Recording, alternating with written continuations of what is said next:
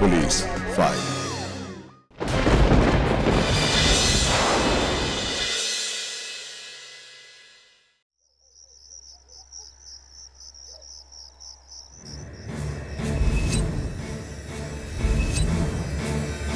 ভয়ঙ্কর যে কিছু একটা ঘটতে চলেছে তার ইঙ্গিত পাওয়া গেল, কিন্তু কি ঘটেছিল আর এরাই বা কারা, কি এদের পরিচয়? যে মেয়েটি ঘুমিয়ে আছে তার নাম রেহানা, বাড়ি কেতুগ্রামের চিনিশপুর গ্রামে।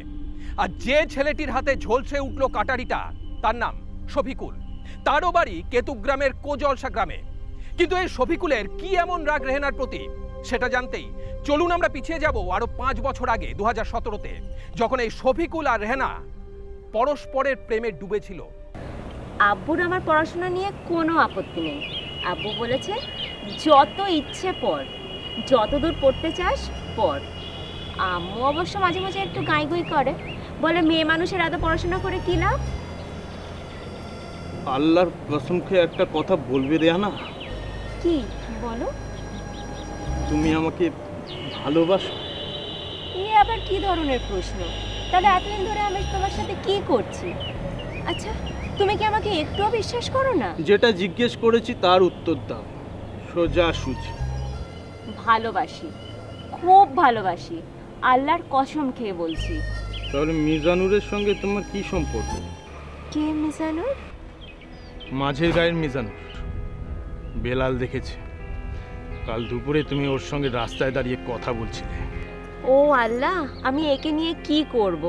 আমি ওর সঙ্গে কথা বলিনি, আমার সঙ্গে দুই বান্ধবী ছিল, মিনা আর সানিয়া। ওদেরই চেনাশোনা, ওরাই তো কথা বলছিল। আমি তো অনেক দূরে দাঁড়িয়েছিলাম।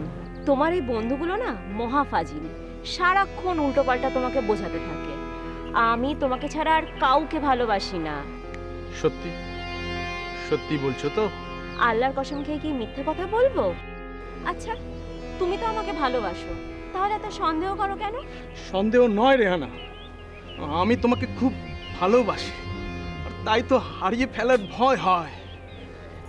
শোনো, এক, যদি আল্লাহ আমাকে নিজের কাছে ডেকে না নেয়, আর দুই, যদি তুমি আমাকে তাড়িয়ে না দাও, তাহলে তুমি আমাকে কোনো দিন হারাবে না, আল্লাহর কসম। তোরা কিন্তু কেউ নাস্তা না খেয়ে যাবি না, ঠিক আছে?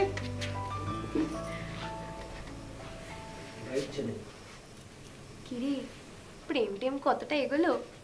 খুব ভালো, এই তো এক্ষুনি দেখা করে এলাম। সে তো বুঝতেই পারছি। তা বাড়িতে জানাবি কবে? তোর মাথা খারাপ?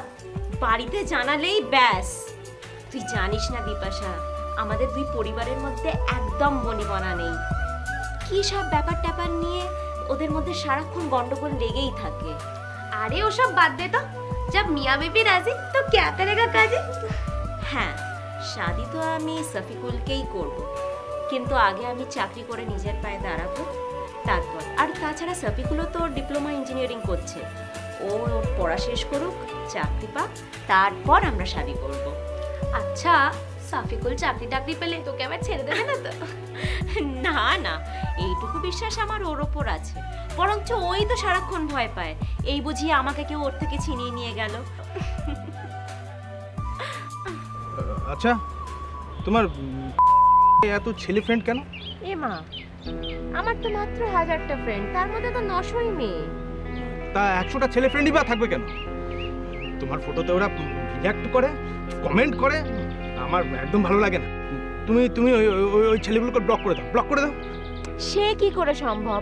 ছেলে ফ্রেন্ডদের মধ্যে অধিকাংশই তো আমার আত্মীয় স্বজন, মামা, কাকা, পিসির ছেলে। তা হোক, তুমি ওদের আনফ্রেন্ড করে দাও। আর হ্যাঁ, তুমি তোমার এফবিতে একটাও ফটো রেখো না। প্রোফাইল পিকচারও না? না, তুমি সব ডিলিট করে দাও। আমি চাই না কেউ তোমাকে দেখুক, শুধু আমি দেখব। ওরে আমার পাগল প্রেমী রে। ঠিক আছে সোনা, তাই হবে। সব পিকচার ডিলিট করে দেবো, আর যত ছেলে ফ্রেন্ড আছে সবাইকে আনফ্রেন্ড করে দেবো। খুশি? রিয়ানা, বলো। চলো আমরা শাদি করে ফেলি। এই, তুমি ভেবে কথাটা বলছো তো? ভেবেই বলছি। রাতে আমার ঘুম হয় না, সারাক্ষণ তোমাকে নিয়ে চিন্তা হয়। আমি তোমাকে ছেড়ে থাকতে পারছি না। চলো চলো, আমরা পালিয়ে যাই, পালিয়ে গিয়ে শাদি করি। এই পাগল, এখনো তোমার ইঞ্জিনিয়ারিং পড়া শেষ হলো না, আমারও এখনো পড়াশোনা শেষ হলো না, এখনই সাথে কি করে হবে? আমি তোমাকে ছেড়ে বাঁচতে পারছি না, সোনা, পাগলামো করো না, পাগলামো করো না প্লিজ। কথাটা শোনার পর থেকে না রাগে আমার গা চলে যাচ্ছে। সত্যি শফিকুলটা এমন কাম করবে আমিও ভাবতে পারি। আজ আসুক তোমার বেটা, ওর একদিন কি আমার একদিন। খানদানের সম্মানটা পর্যন্ত রাখলো না। বেশি রাগঝাল করো না, ছেলে বড় হয়েছে, বুঝিয়ে বলো। তুমি চুপ করো, আমাকে বুঝতে দাও। কি ব্যাপার, এত চেঁচামেচি করছো কেন? তোর জন্য করতে হচ্ছে। আরে তোর কি কোনো কাণ্ডজ্ঞান নেই? কেন, আমি আবার কি করলাম? তোকে এত পয়সা খরচা করে ইঞ্জিনিয়ারিং পড়াচ্ছি, কোথায় পড়াশোনায় মন দিবি? তা নয় দিনরাত মেয়েদের পেছনে ঘুরঘুর করে বেড়াচ্ছে। হ্যাঁ, তা আবার কোন মেয়ের সঙ্গে? ওই চিনিসপুরের গফুর মিয়ার মেয়ের সঙ্গে। শোন, তুই এমের সঙ্গে খবরদার মিশিস না। দেখলে দেখলে দেখলে আমাদের কোনো পাত্তাই দিল না, পাত্তা না দিয়ে চলে গেল। ওর আর পড়াশুনো হবে না, ওর আর পড়াশুনো করতে হবে না। আমি ওর জন্য মেয়ে দেখছি, 1 মাসের মধ্যে আমি ওর শাদী দেব। শফিক, ও শফিক, তোর আব্বা কি বলছে শুনতে পাচ্ছিস তো? ভালো চাস তো তুই ওই মেয়ের সঙ্গে মেলামেশা বন্ধ কর। শুনবে না, ও কিছুতেই শুনবে না। ওর খুব গরম হয়েছে, ওর গরম আমি ঠান্ডা করার ব্যবস্থা করছি, দাঁড়াও।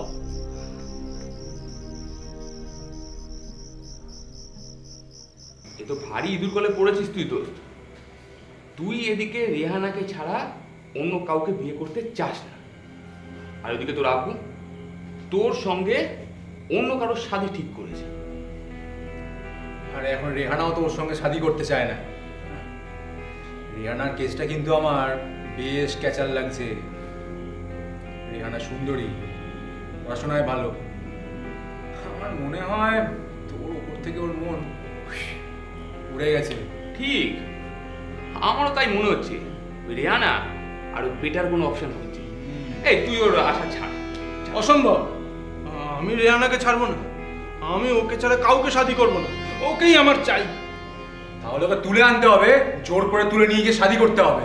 হ্যাঁ, সোজা আঙুলে ঘি না উঠলে আঙুলটা তো বেঁকাতে হবে, তাই না?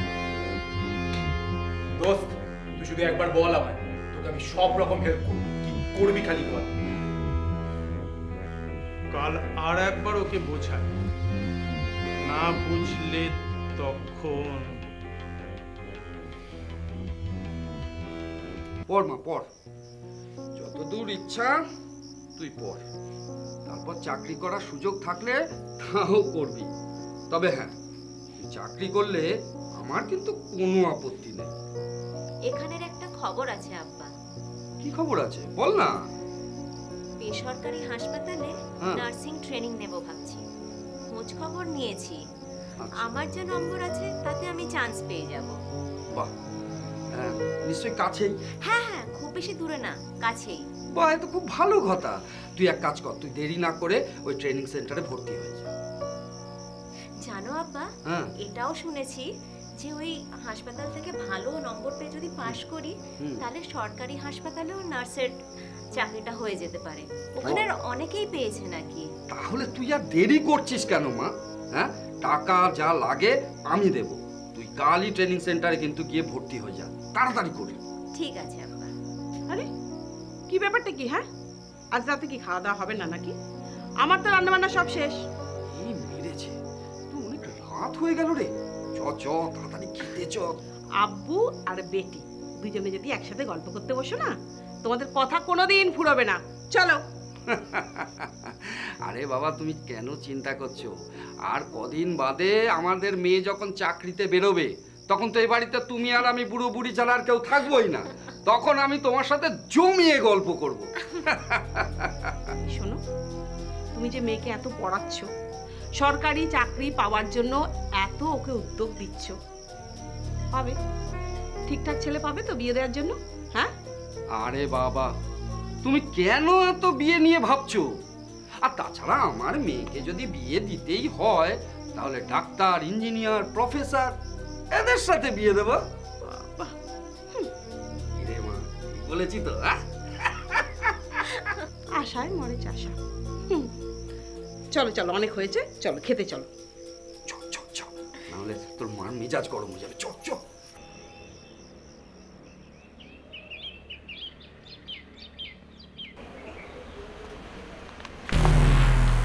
এ কি তুমি? হ্যাঁ আমি।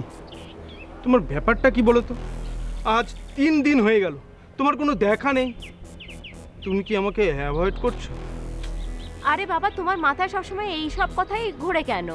আমি তোমাকে তো আগেও বলেছি যে আমার একটা স্বপ্ন আছে, একটা চাকরি বাকরি করার, নিজের পায়ে দাঁড়ানোর। সেই নিয়েই কদিন একটু ব্যস্ত ছিলাম। তার মানে এই নয় যে আমি তোমাকে ভুলে গেছি। কি কি চেষ্টা করছো? একটা ভালো চাকরির।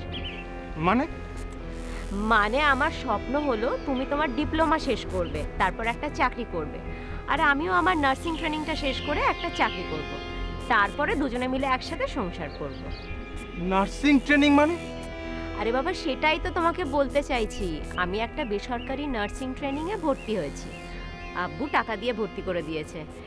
ওইটা নিয়েই কদিন ব্যস্ত ছিলাম। কিন্তু আমার তো বাড়ির থেকে শাদির ব্যবস্থা করেছে।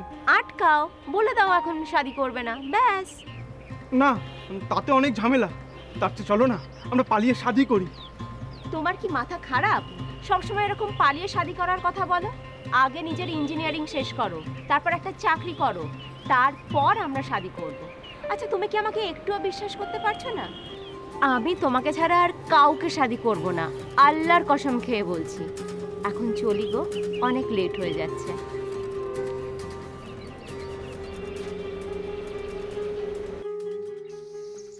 না, কেসটা আমার ঠিক ভালো ঠেকছে না। আমারও ওই মেয়ে মানুষদের বাইরে জগতে পা পড়লেই না একেবারে মাথা ঘুরে যায়। আরে চারিদিকে এত হ্যান্ডসাম ছেলে পিলে, হ্যাঁ, সময় চাইছে মানে গন্ডগোল আছে, বেটার অপশন খুঁজছে।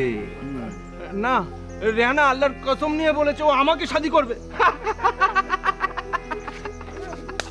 আরে আরে আরে কি হলো কি রে শফিকুল? যা সালা। আরে কিছু করার নেই দোস্ত, রেহানা তোমার হাতছাড়া হয়ে গেছে। হ্যাঁ ভাই, আমারও অভিজ্ঞতা কিন্তু তাই বলছে। এরপর শফিকুল পাগলের মতন পিছনে পড়ে থাকে রেহানার, বারবার তাকে পালিয়ে গিয়ে শাদি করার জন্য অনুনয় বিনয় করতে থাকে।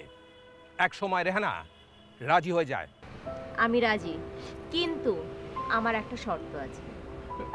বলো বলো, তোমার কি শর্ত? আমি তোমার সব শর্তে রাজি, তুমি বলো। আমি একটা নার্সিং ট্রেনিং নিচ্ছি, সেটাতে কিন্তু বিয়ের পরে বাধা দেওয়া চলবে না। আমি তোমাকে কোনো বাধা দেবো না, তুমি নার্সিং ট্রেনিং নেবে। আর তুমি জানো যে আমার ছোটবেলাকার একটা স্বপ্ন যে আমি একটা চাকরি বাকরি করব, সেটাতেও কিন্তু কোনো আপত্তি করা চলবে না। তুমি চাকরি পেলে চাকরি করবে, আমার এতে কোনো আপত্তি নেই, আল্লাহর কসম। বেশ, তাহলে আমার আর কোনো আপত্তি নেই। আজ থেকে আমার সব ভাবনা তোমার। আমার, তোমার সব ভাবনা আমার।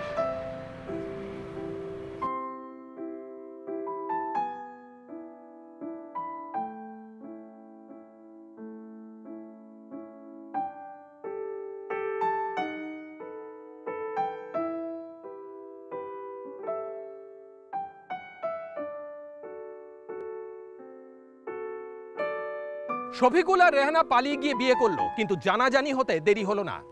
দুই পরিবারের প্রাথমিক ঝামেলার পর গায়ের মুরব্বীদের সালিশিতে শফিকুল আর রেহানার আবার সামাজিক মতে বিয়ের আয়োজন হলো।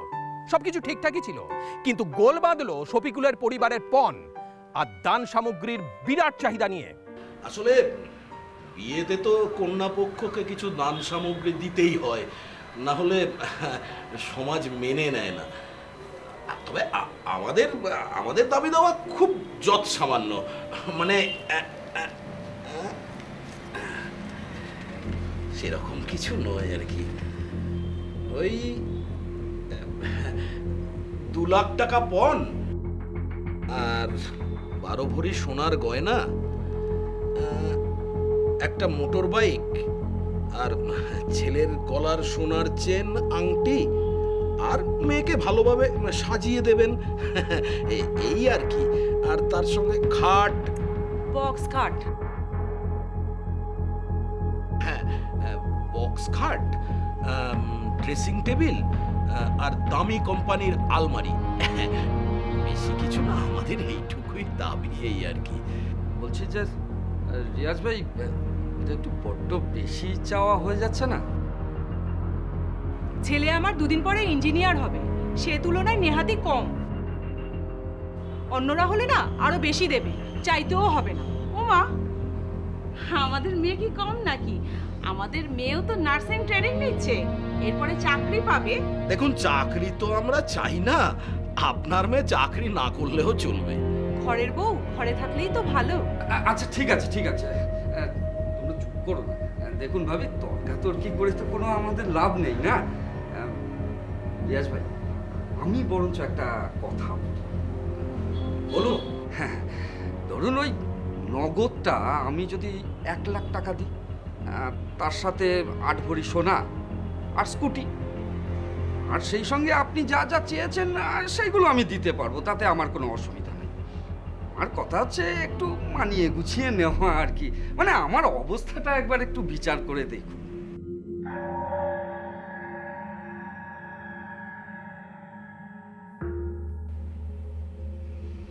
ঠিক আছে, আমরা আলোচনা করে রাতে জানাবো। হ্যাঁ, রাতে জানাবেন?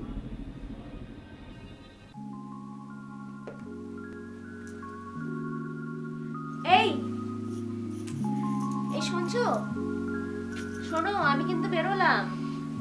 কোথায় কোথায় বেরোচ্ছ? ট্রেনিং সেন্টারে ক্লাস করতে। অনেকদিন শাদি শাদি করে কামাই হয়ে গেছে, আর নয়। যেতে হবে না, এখন শুধু আমার আদর করতে ইচ্ছে করছে। এই না না না, আজকে থেকে আমাকে ট্রেনিং এ যেতেই হবে, না হলে ফেল করে যাব যে। ধুর, যেতে হবে না, সদ্য শাদি করেছি, এখন শুধু এনজয় আর এনজয়, সারাদিন সারাটা। অসভ্য, এনজয় করার জন্য সারা জীবন পড়ে আছে, কিন্তু নিজের পায়ে দাঁড়ানোর জন্য কয়েকটা বছর। আর এই যে তুমি কলেজে যাচ্ছ না কেন গো? ধুর, কলেজে আমার পড়াশোনা করতে ভালো লাগছে না, এখন শুধু তোমাকে আদর করতে ইচ্ছে করছে, সারাদিন রাত। খুব রাতে যত খুশি, এখন যেতে দাও সোনা। তুমি কিন্তু বিয়ের আগে প্রমিস করেছিলে যে আমাকে পড়তে দেবে, চাকরি করতে দেবে। টাটা।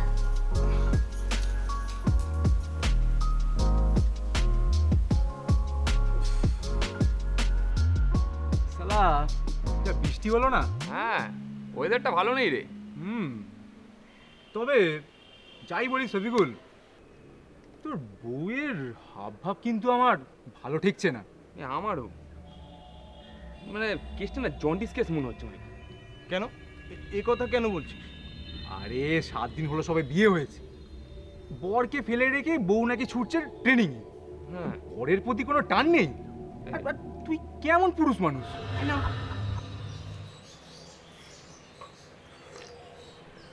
বলছি, বউ কি আজও বেরিয়েছে?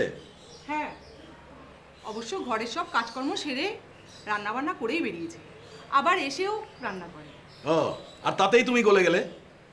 বলবো কেন, ঘরের কাজকর্ম সেরে ট্রেনিং এ গেছে, সেটাই বললাম। দেখো, একটা কথা বলি, কচি মেয়ে, দেখতে শুনতেও মন্দ নয়। হ্যাঁ, এইভাবে রোজ বেরোচ্ছে, দিনকাল ভালো নয়, কখন যে কার ফাঁদে পড়ে যাবে তখন কিন্তু কেঁদেও কুল হবে না। কিরে, কোথায় যাচ্ছিস?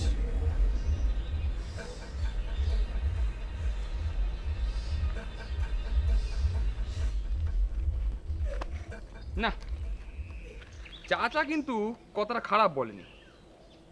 মানে নিজের বউকে রাস্তায় ছেড়ে নিশ্চিন্তে বাড়ি বসে থাকা বুদ্ধিমানের কাজ না আদৌ। না রে শোন, ছেড়ে দিও, নজর রাখতে হবে। মানে গরু তুমি যাবে কোথায়, দড়ি তো আমার হাতে। আর বিপদে পড়লে দড়ি ধরে মারতে হবে টান। কি করতে বলছিস? আরে শোন, গোপনে বউয়ের ওপর নজর রাখ, দেখ অন্যের খেতে মুখ দিচ্ছে কিনা।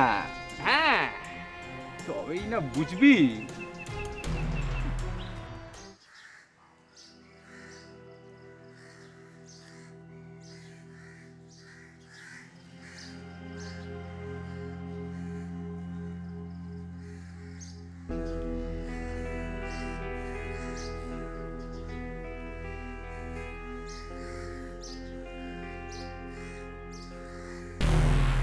তুমি এখানে? তোমাকে নিতে এলাম। তা ওই বিল্ডিংটার দিকে তাকিয়েছিলে কেন? ওটাতে নয়, আমার ক্লাস হয় এই বিল্ডিং এর পেছনে। ও, আমি ভাবলাম। তা তুমি যে আমাকে বিকেলে নিতে আসবে ট্রেনিং সেন্টারে, সেটা সকালে বলনি তো? সারপ্রাইজ দেবো তাই। সত্যি সারপ্রাইজ দেবে বলে, নাকি সুন্দরী বউয়ের ওপর নজর রাখবে বলে গোয়েন্দাগিরি করছো? এই যে শোনো, আমার মন না অত নোংরা না। হ্যাঁ, তোমার মনে পাপ আছে তাই তুমি এই সমস্ত ভাবো। আরে বাবা, রাগ করছো কেন? আমি তো মজা করছিলাম। আচ্ছা চলো, আমাকে ফুচকা খাওয়াবে, চলো চলো। ট্রেনিং শেষে রেহানা দুর্গাপুরের একটি বেসরকারি নার্সিংহোমে চাকরি পায়। শফিকুলও সেই বেসরকারি নার্সিংহোমে ওয়ার্ড বয়ের কাজ নেয়, কিন্তু তাতেও সমস্যা মেটে না।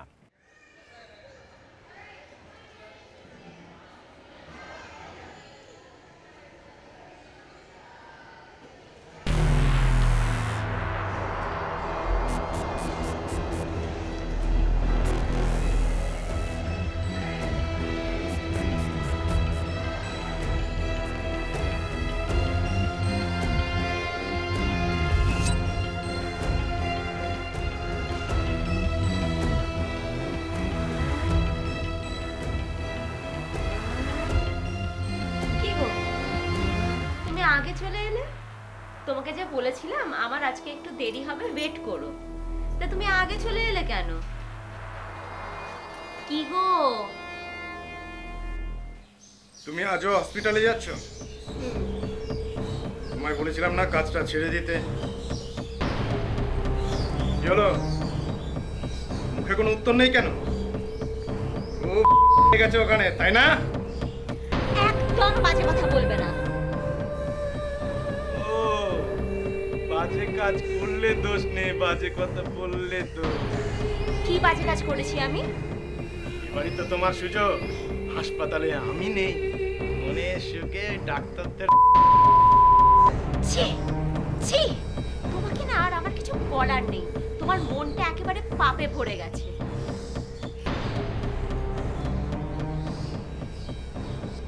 নাও,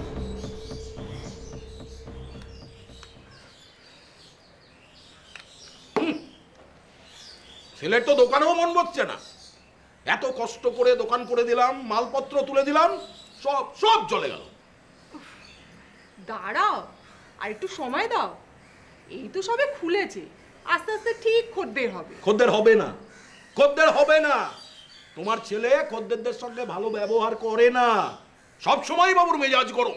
হ্যাঁ, খদ্দের যদি বলে আমার দোকানে ওই মালটা চাই, বলে নেই, অথচ খদ্দের কিন্তু দেখছে মালটা দোকানে আছে। আমি বেরোচ্ছি। ও সাফিক, খেয়ে যা বাবা। খাবো না, খিদে নেই। তাহলে তোর খাবারটা বাবাকে দিয়ে দোকানে পাঠিয়ে দি। না, আমি এবেলা দোকান খুলবো না। এইভাবে এইভাবে দোকান চলবে, উঠে যাবে। দেখলে তুমি?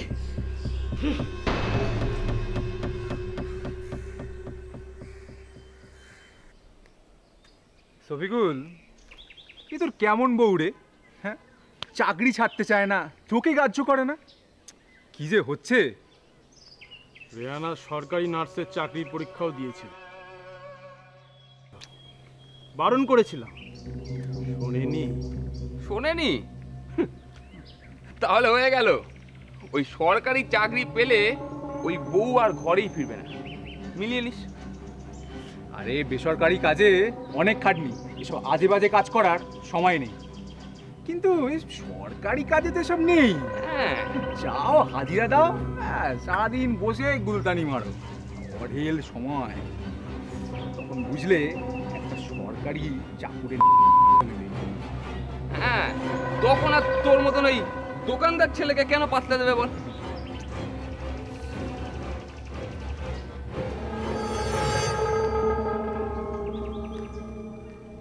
এইটা কি বলো তো? এটা তো একটা চিঠি। কি আছে চিঠিতে?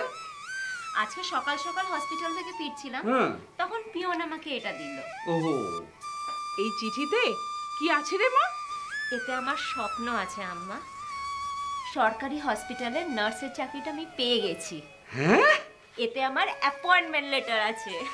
হে আল্লাহ, এতদিনে তুমি মুখ তুলে চেয়েছো, আমার মেয়ের পরিশ্রমের ফল তুমি তাকে দিয়েছো। হে আল্লাহ। কিন্তু বাড়িতে তো কোনো মিষ্টিই নেই, মেয়েটাকে কি করে মিষ্টি মুখ করাই বলো তো? আহা, ঘরে তো গুড় আছে, ওটা নিয়ে এসে আপাতত ওকে খাওয়াও। তারপর আমি মিষ্টি কিনে সারা পাড়ার লোককে খাওয়াবো। আমার মেয়ে চাকরি পেয়েছে। কি ব্যাপার, এত রাত হলো, বউ এখনো বাড়ি ফিরলো না? কি জানি কি সব যে করে বেড়াচ্ছে, আর শফিকটাও মন খারাপ করে ঘুরে বেড়াচ্ছে। আপু, আমি আব্বু, আম্মা, একটা খুব ভালো খবর আছে। কি খবর? আমার ওই সরকারি চাকরিটা হয়ে গেছে, মানে সরকারি হসপিটালে নার্সের চাকরিটা। ভালো, যাও ঘরে যাও। আচ্ছা।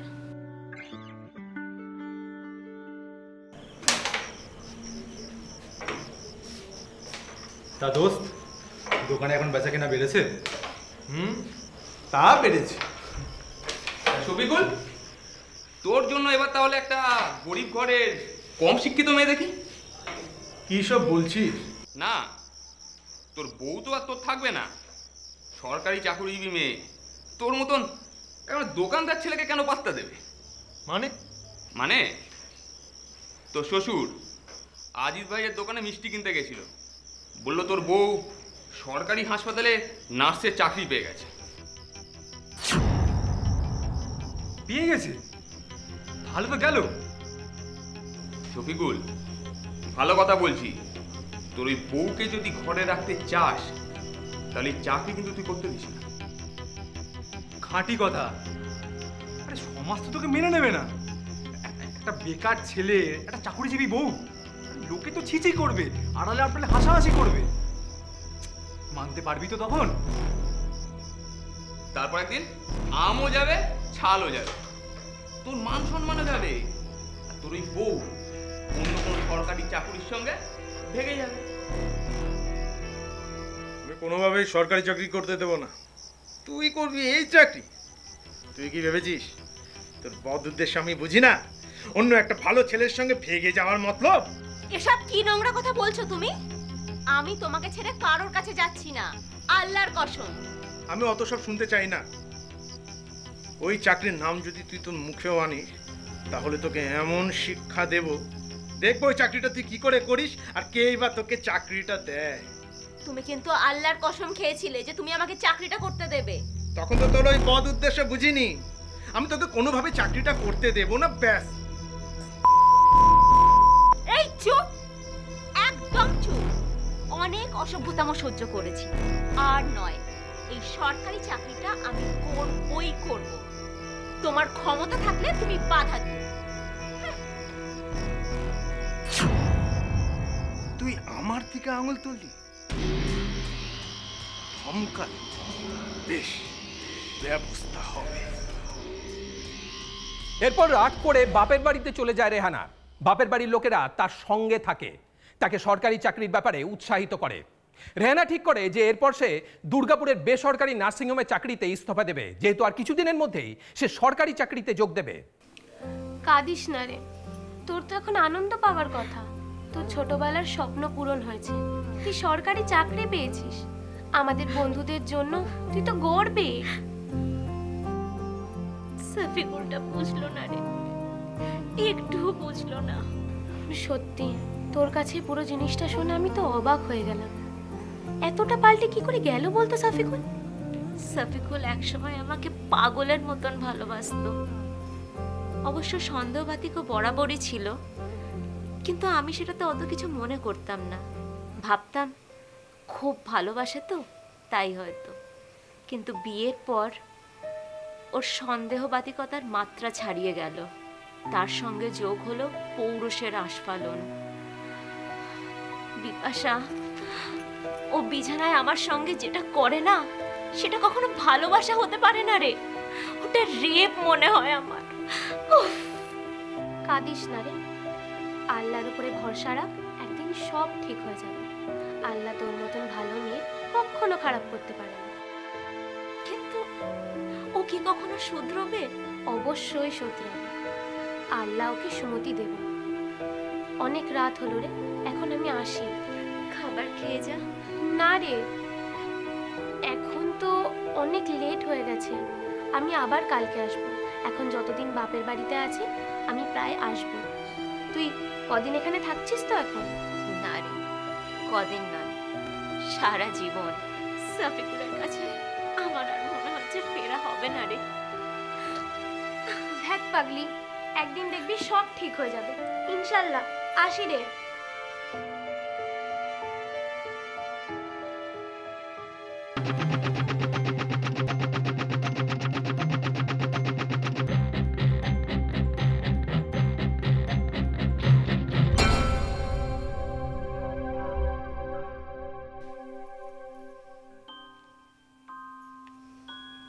বলো। এখনো আমার উপর রেগে আছো? কি বলবে বলো। তুমি বাড়ি চলে এসো। না। আরে সব ঠিক আছে, আমি সব বুঝতে পেরেছি, তুমি এসো, আর রাগ করে থেকো না। না। আরে কাল আমার বন্ধু বান্ধব আছে, বাড়িতে রান্না বান্না আছে, ওরা তোমার হাতে খেতে চায়। কাল আমি দুর্গাপুর যাচ্ছি, ওই বেসরকারি হাসপাতালে আমাকে রেজিগনেশন লেটার জমা দিতে হবে। আরে কোনো অসুবিধা হবে না, আমি বলছি কি কাল না গিয়ে পরশু যদি আমি তোমার সঙ্গে যাই, গিয়ে রেজিগনেশন লেটারটা জমা দিই। তুমি আর কোনো আপত্তি করো না, তুমি বাড়ি চলে এসো প্লিজ। এখন কিছু হবে না, যা হবে মাঝরাতে নিঃশব্দে। দোস্ত, একদম ঠিক কথা বলেছিস। এখন সব লোকজন জেগে, ছোটখাটো কোনো খুটখাট আওয়াজ হলে না ছুটে আসবে একবারে। মন্টু, কি রে চুপ মেরে আছিস কেন? ভয় হচ্ছে? আরে যা করার করবো তো আমি, ওরা শুধু হেল্প করবে। ভয় কিসে?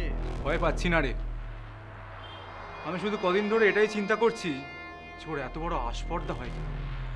ও কি না তোর দিকে আঙুল তুলে শাসালো, এত বড় আস্পর্ধা।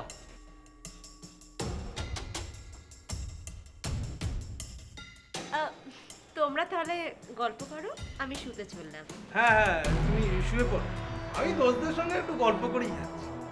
শোনো না ভাবি, তোমার হাতের রান্না কোনো জবাব, সব কটা রান্নাই দারুণ। হ্যাঁ, বিশেষ করে ওই অনেকদিন বাদে এত ভালো। Thank you.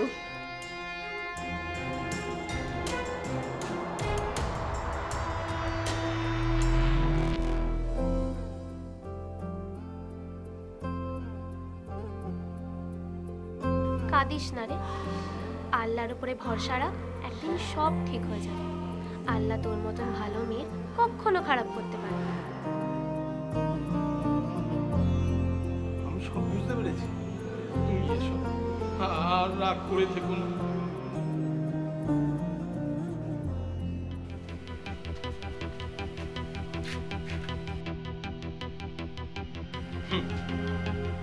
মুখটা দেখ, যেন ভাজা মাছ উল্টে খেতে জানে না। আরে খারাপ মেয়ে মানুষের হাব ভাবে এরকম সতীপনা থাকে, জাদু জানে। মেয়ে লোক হলো সালা, মাথায় উঠতে চাইলেই পুরো পিষে দিতে হবে। এই শুনছো, ওভাবে একটু উঁকি মেরে দেখো। আমার হাজব্যান্ড আর আরো দুজন সাথে ছিল, সেখানে এসে রাত্রে প্রথমে বালি চাপা দিয়ে ধরে আমাকে, ধরার পর হাত কাটা হয়, এমনকি অ্যাটেম্প টু মার্ডার করারও চেষ্টা করা হয়। তারপরে ঘটনাটা মিডিয়ার দ্বারা সব জায়গায় ছড়িয়ে পড়ে। রেহেনার চিৎকার সত্ত্বেও তার শ্বশুর শাশুড়ি তাকে সাহায্য করেনি। বৌমা এরকে উপরে এরকম অত্যাচার করবে, ছেলে এরকম কিছু বুঝতে পারেননি? বাড়িতে দুটো লোক আসলো, বুঝতে পারেননি রাতের বেলায়? কে দরজা খুলে দিয়েছিল? জানি না মনে চাইলে পরে তো হবে আমার। রেহানার ডান হাতের কবজি থেকে আর জোড়া লাগানো যায়নি। পুলিশ শফিকুল আর তার বাবা মাকে গ্রেফতার করেছে। রেহানা কিন্তু আশা ছাড়েনি, সে বাঁ হাতে লেখা প্র্যাকটিস করছে। মাননীয় মুখ্যমন্ত্রী মমতা বন্দ্যোপাধ্যায় স্বয়ং তার সাহসিকতার প্রশংসা করেছেন। আমাদের মাননীয় মুখ্যমন্ত্রী মমতা ব্যানার্জি আমাকে একটা অ্যাপয়েন্টমেন্ট লেখা দিন চাকরির জন্য। সেটা নিয়ে আমাকে সিএমএস অফিসে প্রথমে পোস্টিং দেয়, তারপরে স্যার আবার ওখান থেকে ট্রান্সফার করে পুরমানি বিপিএসসি থেকে আমাকে করেছে। আজ এই পর্যন্তই।